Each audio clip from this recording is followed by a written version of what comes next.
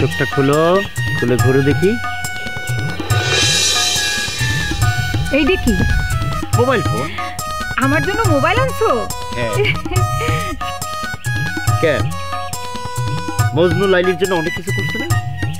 আমি তো মুক্তার পাড়ার মজনু, তোমার জন্য সামান্য একটা বিদেশি ফোন দিতে পারবো না, সেই জন্য তোমাকে গিফট করলাম। তুমি যতই রোমান্টিক কথা কও না কেন, তোমার উপর আমার অনেক রাগ আছে। আমার উপরে রাগ? রাগ অভিমান আমার উপর আমি কি করছি? আরে আমি তো এমন কিছু করি নাই তুমি আমার উপর রাগ করবা, অভিমান করবা।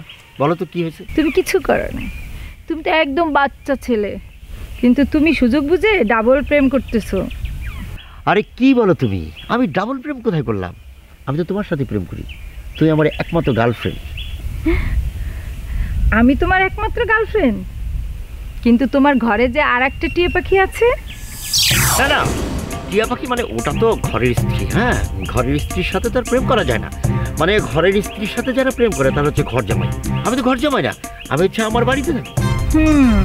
না না না, তুমি তো ঘর জামাই, তুমি হচ্ছে চালাক জামাই। আচ্ছা শোনো, এত কথা বলার দরকার নেই, রাতে আমি তোমার ফোন দেবো, তুমি যাও, লোকজন দেখলে অসুবিধা। Thank you.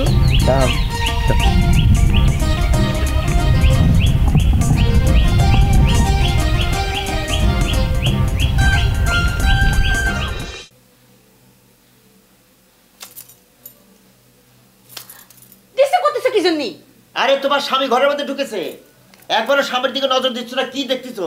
হিন্দি সিরিয়াল দেখে মাথা নষ্ট করতেছো। শোনো, আমার পাত্তা দিচ্ছ না, এটা তো খারাপ হচ্ছে।